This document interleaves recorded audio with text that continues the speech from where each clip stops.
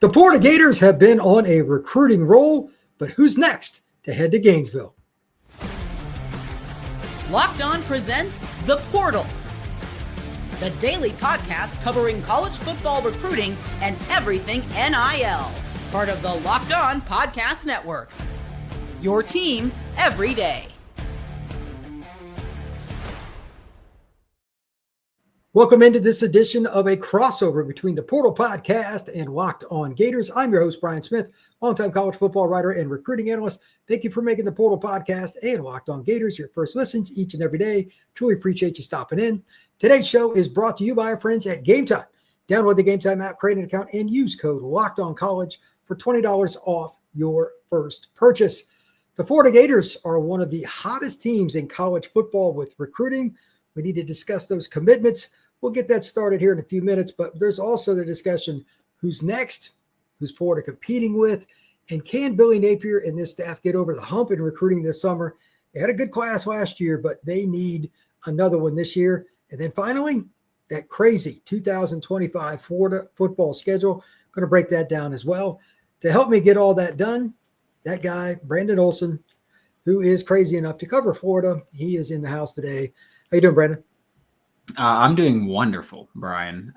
Just a little bit of momentum going. Maybe Billy makes the next top 12 recruiting coaches list. I'm just It's saying, possible. He's working his way in there. I feel like he belonged to be in there before, but hey, either way, we'll take it. Better late than never. Okay, if he makes it this year and doesn't get fired, we'll discuss it at the end of the year. How's that? That's fine. You host Locked On Seminoles. You got to worry about your own head coach there. We're not going to fire him because he's got too much on his contract. I'm safe there. I'm safe. He wasn't on that list by a mile anyway. So anyway, let's talk about the recent commitments for the Gators to start off with. Marquez Daniel, he lives like 20 minutes from me, and I live in Auburn, Alabama. I mean, that is a steal right there. He's 6'5" receivers. Don't go walking around for free, and like Florida knocked him out on the visit. So that's really good news. J. Raylan McCoy, he had told me he was locked in. He was ready to go to Texas, visits Florida. Now he's a Florida Gator. Just take me through like the last week or so, like some of the commitments. You can talk about them and anybody else, but kind of how like the news started breaking with you. Were you surprised by any of it? Not necessarily surprised by the commitments. I was more just surprised at the timing of them. I thought that Marquez Daniel, at first I was thinking he's going to make it through his weekend visit and then announce the decision. I felt pretty good about Florida, just considering that we all knew it was Florida or Auburn. He took the Auburn official visit the week before and left that visit. And I feel like it's down to two schools, one of them being your in-state school. If you get through that OV and you don't commit, I'd feel pretty good as the school following that one. So felt pretty good about Marquez Daniel there.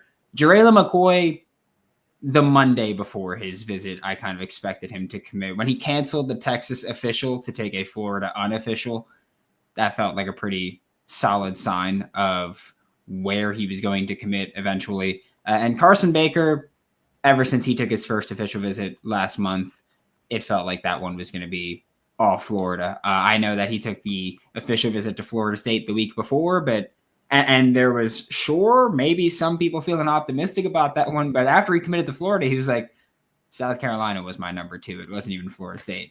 So felt pretty good for the Florida Gators to land some kids that I think are tremendous ball players. And I realize I sound like a big homer for this, but I think that the class they've brought in right now, the quality of players they're bringing in, I think it's just awesome. I think that they're bringing in players that, earlier in Billy Napier's tenure, you might not have gotten.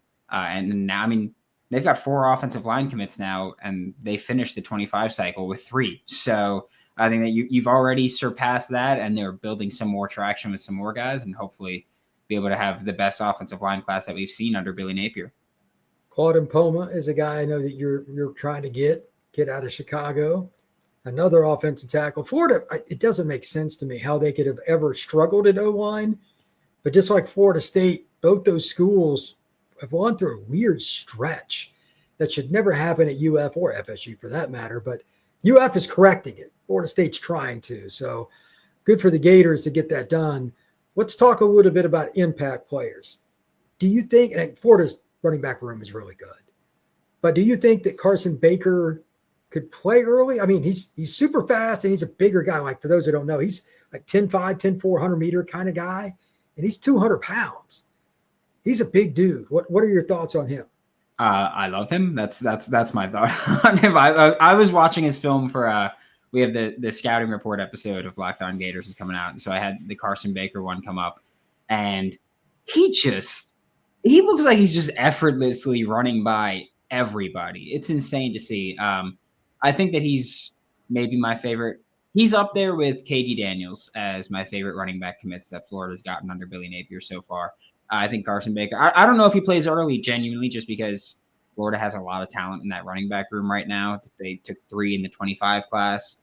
They have Jaden Baugh and KD Daniels will both be in year 3 next year. So I don't know if he plays early on offense. I do think he can contribute on special teams from day one. I'd like to see him in the return game. Billy's put running backs at kick return quite often. So I think Carson Baker can contribute there with that kind of speed.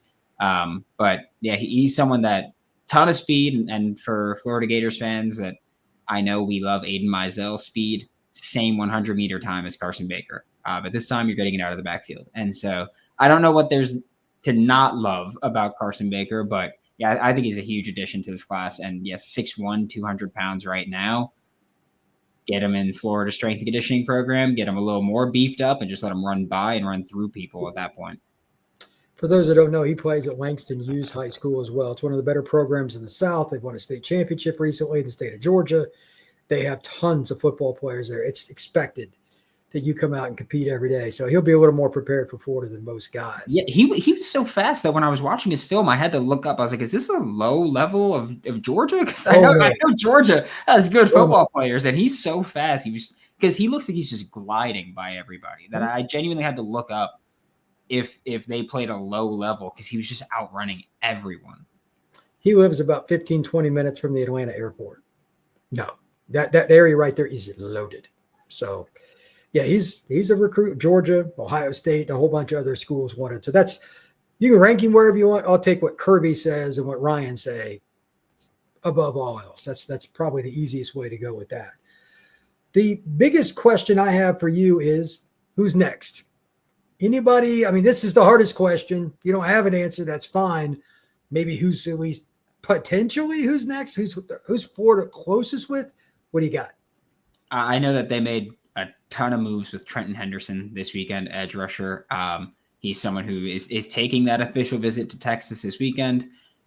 I'm still holding out hope that they can somehow convince him to not take that visit and shut it down. He went from, I'm going to commit at some point later this summer to taking the visit to Florida, naming Florida as his leader over LSU now after that visit, and then saying that he's going to commit when it feels right.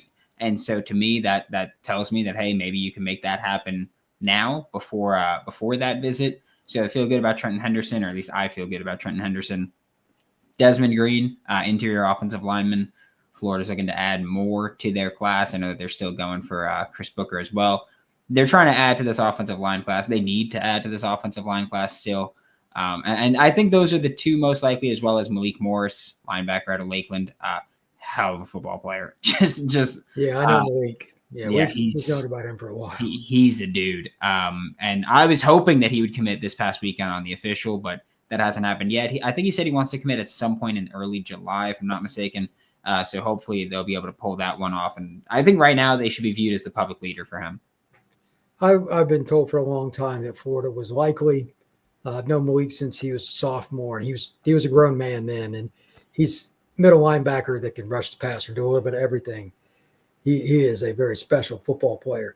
When we come back, we're going to talk more Florida Gators recruiting on this crossover, Locked On the Portal and Locked On Gators. There's nothing like the NBA playoffs, the intensity, the buzzer beaters, the fans losing their minds. It's the kind of atmosphere you've got to experience live. And now we're headed into Game 6 with the Pacers needing to hold serve, or else it's all over. The Oklahoma City Thunder will be the NBA champs. That is going to be a lit game. If you want to get tickets, a great way to do it is Game Time. It makes it fast and easy to get seats even for the big playoff games like the NBA Finals. Prices on the app actually go down as tip-off draws near. Killer last-minute deals, panoramic seat views, and no surprise fees. Game Time is a total game changer.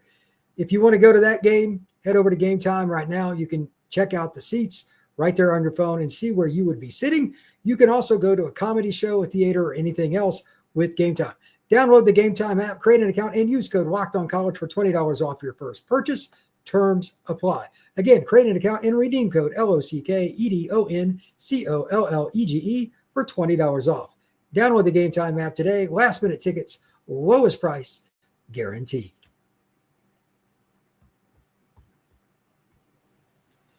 All right. Thank you once again for making Locked On the Portal and Locked On Gators your first listens each and every day. And thank you to Brandon for joining me today to talk some Florida football recruiting. Let's talk a little bit about the guys that we're not sure about. Who's on the board that maybe it works out, maybe it doesn't. Claude Mpoma is one of them. That's an offensive lineman. Kind of weird. It's Chicago kid visiting UF. That's not an everyday occurrence. We've also got Davion Gross, wide receiver out of the Dallas area, could play running, like his film's got running back film. He could probably play DB very easily too. I'd like to hear a little bit about him. We also have Vodney Cleveland, a kid I'm familiar with. He's from Birmingham. Give me some of the latest updates or anything you have on any of those young men. Well, I know that going into this past weekend, Florida felt really good about Vodney Cleveland. And a lot of people, I'll say people around Florida felt really good about Vodney Cleveland becoming a Gator.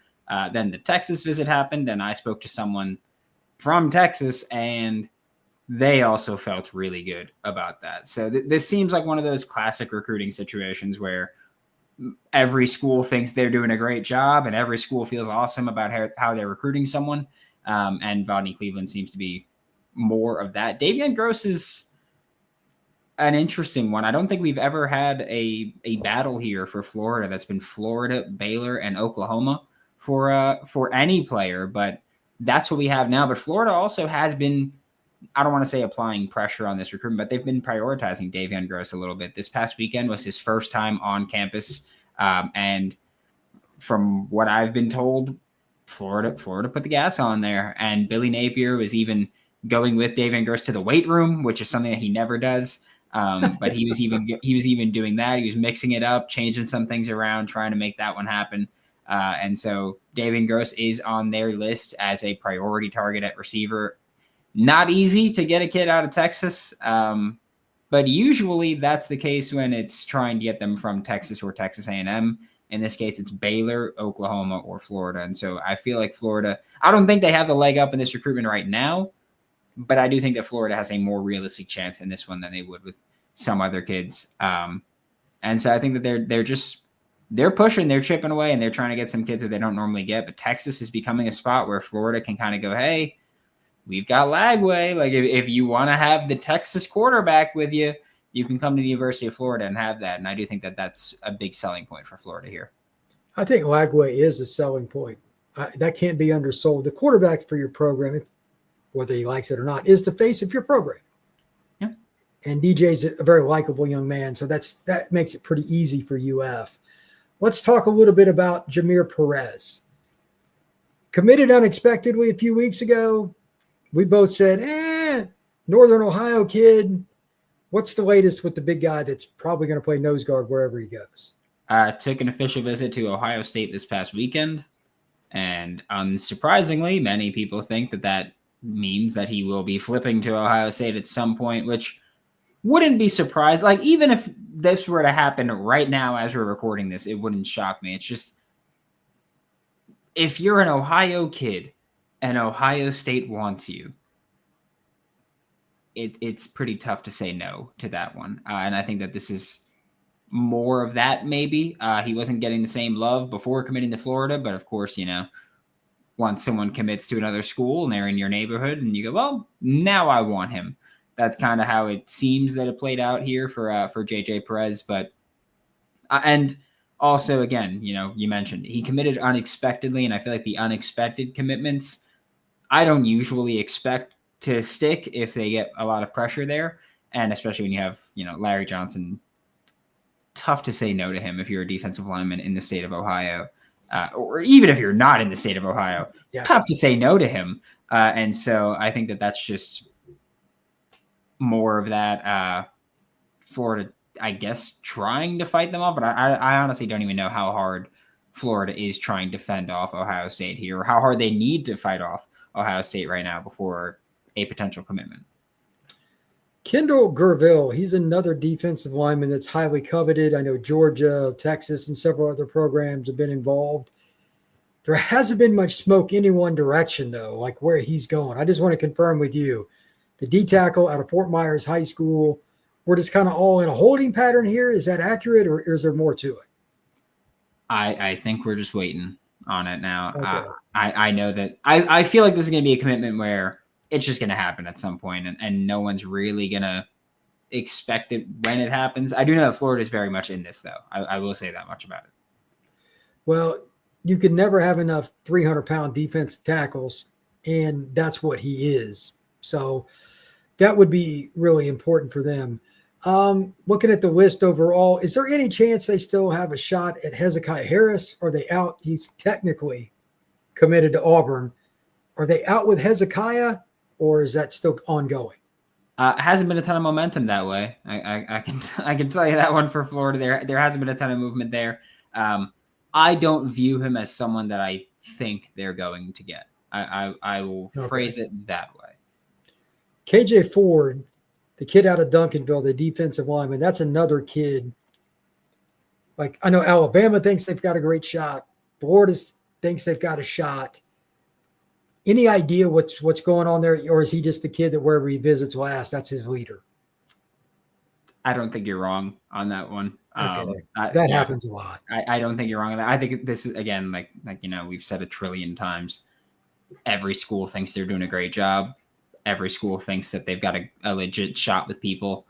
And my understanding is that Florida feels that they have a great shot with Kevin Ford as well. No surprise there, really.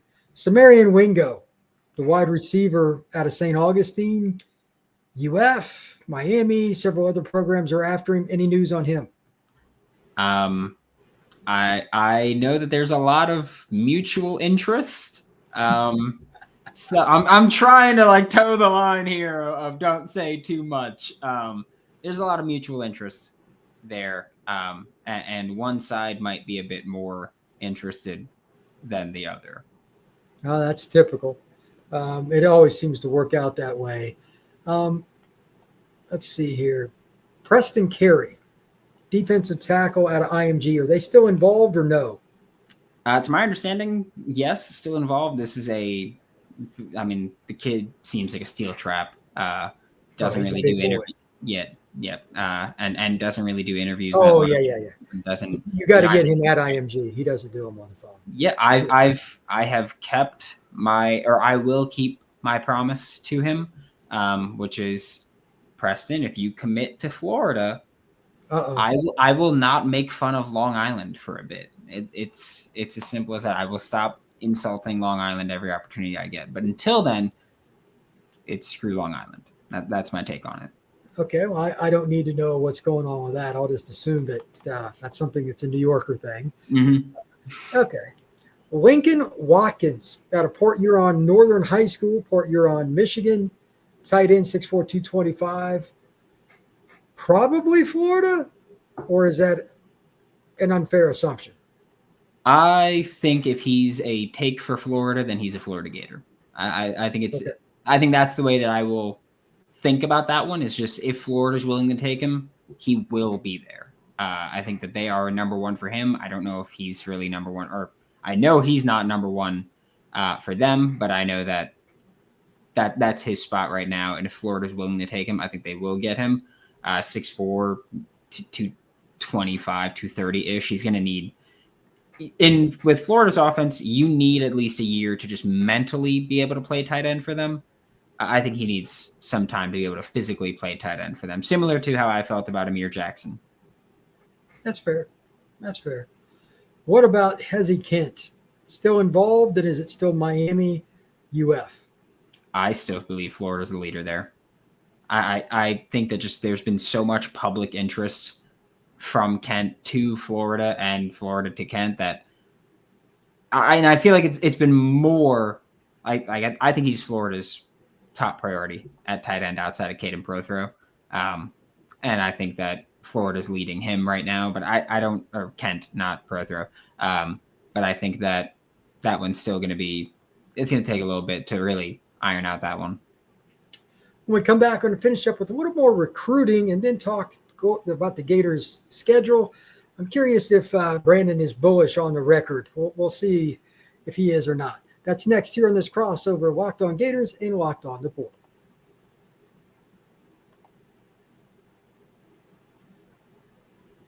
All right, Brandon, a couple more recruiting questions, and we'll dive into that 2025 Florida Gators football schedule.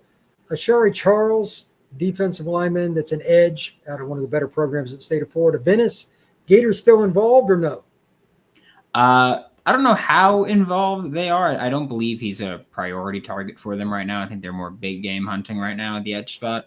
But I don't think he's completely ignored. I just don't think he's a priority. He's a little on the smaller side for what they like from an edge player. In both height and weight, he's not really what they're looking for usually. But I do think that he's still on their board, just not a priority. DQ Forkba. I know Florida State were really high on his board. Then he took a visit to Michigan. Michigan visit was really good, but he's one of those kids that wants to wait it out. Is that a kid that Florida's really going after? He's the middle linebacker at IMG Academy, or is it somebody they're just recruiting?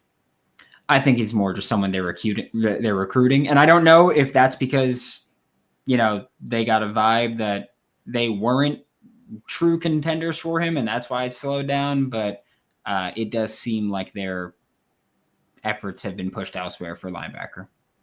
Okay, that's fair enough. When it comes to Florida, there's just so many kids they're in on. So expect more recruiting news for the Gators. Probably as soon as we get done recording this, somebody will commit because that's how it works. But let's move on to the 2025 Florida Gators football schedule.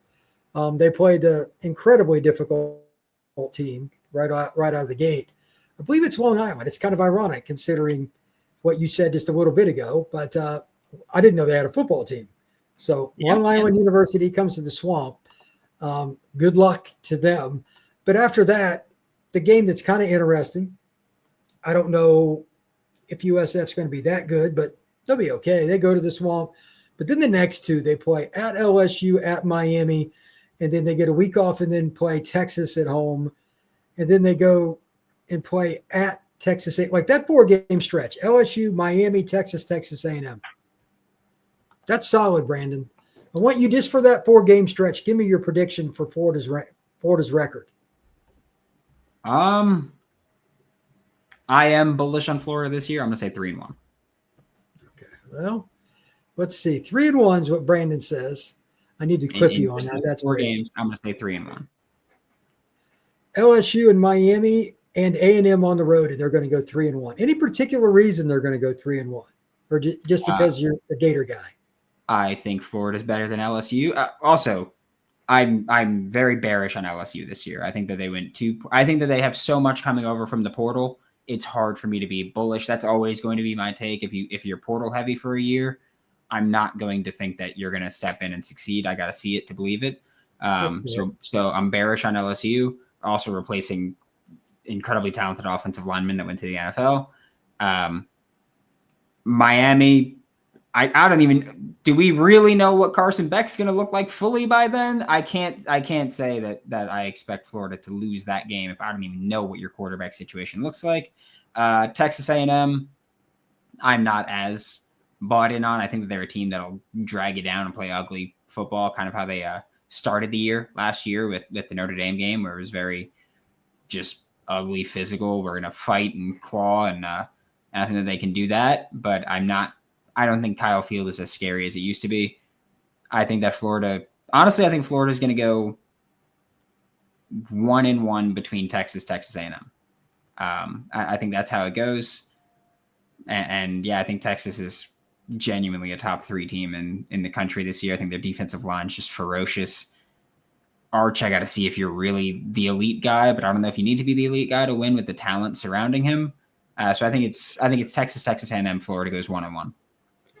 So After that, they've got Mississippi State. If they don't beat them, I'll be calling you. They're going to pummel them. That's fine.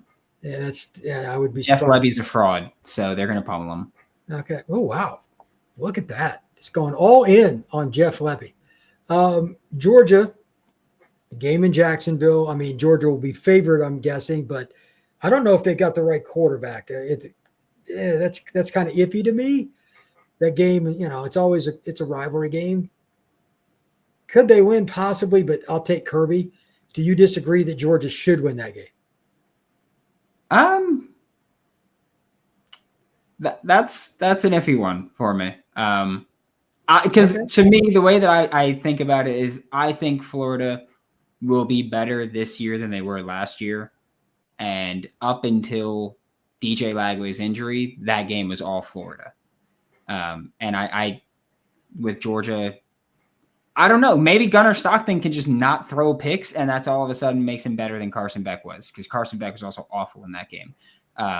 True. So I genuinely think of Florida and Georgia as fairly similar talent level this year. I think Georgia has the better in-game coach, and I think Florida has the better quarterback.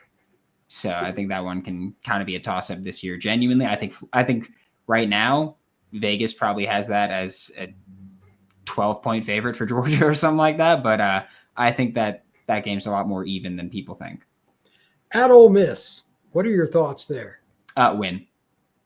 I don't think Billy Napier's ever going to lose to Lane Kiffin, just because so many people think that Billy should have been fired for Lane Kiffin.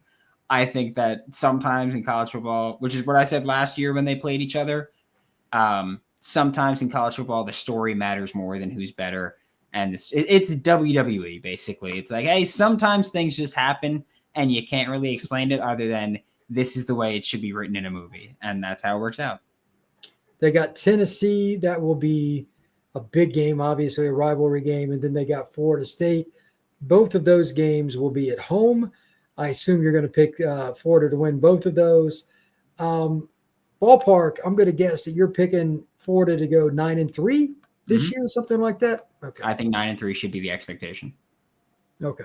Like I think that I think there are quite a few games that you could say are, if I got to give Florida's chance of winning, they're between 45 and 55%. Those like the toss-up games, I guess.